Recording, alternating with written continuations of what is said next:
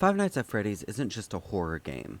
It's one of the most complicated stories in gaming history. Missing children, haunted animatronics, and a killer that keeps coming back. But here's the problem. Even after playing every game, reading every book, most people still do not understand what's actually happening. So today, I'm going to explain the Fnaf story in the most simplest way possible, and then show you why it feels almost impossible to understand. Okay, let's strip everything down to its core. A man named William Afton murders multiple children. Their spirits then possess animatronics. The animatronics become aggressive. Afton tries to escape death and fails. That's the backbone of Fnaf. Everything else is built on top of it. On paper, the story isn't that confusing at all. So why does it feel like trying to solve something that doesn't want to be solved? Fnaf doesn't tell you the story, it hides it. Fnaf 2, you get 8-bit minigames showing murders. Fnaf 3, you get the happiest day hidden behind secrets. In Fnaf 4, the story is told through vague bedroom sequences. You don't get answers, you get fragments. And those fragments are easy to miss. If you do not look for the story, you literally do not see it. Now imagine trying to solve a story, but every piece is out of order. Fnaf 1 seems like the beginning, but isn't. Fnaf 2 actually happens before Fnaf 1, and Sister Location reveals past events after you already played others. Fnaf 4 jumps between perspectives and time.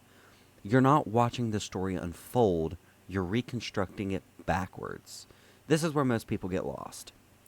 Then the books came in, and everything changed. It introduces new characters, Charlie, and different versions of Afton. It expands concepts like remnant, agony, and illusion technology. And it retells similar events differently.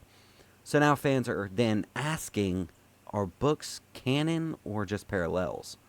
The result is multiple interpretations, conflicting timelines, and endless debate. Now, if this is starting to make more sense, subscribe, because this is exactly where most people give up trying to understand Fnaf. Now, Fnaf wasn't planned as one big story from the start. It grew, game by game. Fnaf 1 is simple haunted robots, and later games is where the deeper lore is added. Characters evolve. William Afton turns into Springtrap. Springtrap is turned into Glitchtrap. Glitchtrap is turned into Burntrap. Every new game adds answers, but also what older games meant. That's a retcon. Now, this is where everything gets really confusing. Golden Freddy teleports and crashes your game. Nightmare animatronics are possibly dreams or trauma. The "it's me" from Fnaf 1 is a very unclear meaning. Some things are physical, some things are psychological, and the game never tells you which is which. Now, Fnaf isn't just one story. It's multiple stories stacked on top of each other. Here's the layers. On the surface, Fnaf is just security guard gameplay, but hidden behind that is the missing children incident. Now, if we go deeper, we understand Afton's experiments, but even deeper than that, you get themes of memory, guilt, and identity, and you're trying to understand them all at one time. So, why is Fnaf lore so confusing? Because it was never meant to be simple. It's hidden, out of order, and constantly changing. Also, it's really built like a puzzle. Fnaf doesn't give you answers, it gives you pieces. And whether you solve it depends how far you're willing to go. So, that's really why Fnaf lore is so confusing. It's a jumbled mess of this and that on top of multiple universes, adding books, and then now we have 2 movies.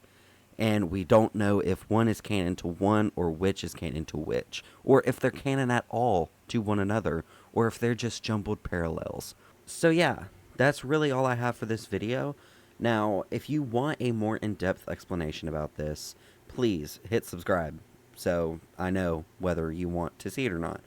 But other than that, I will see y'all in the next video. Y'all have a good night or morning wherever you're at, and I'll see y'all in the next one. Bye-bye.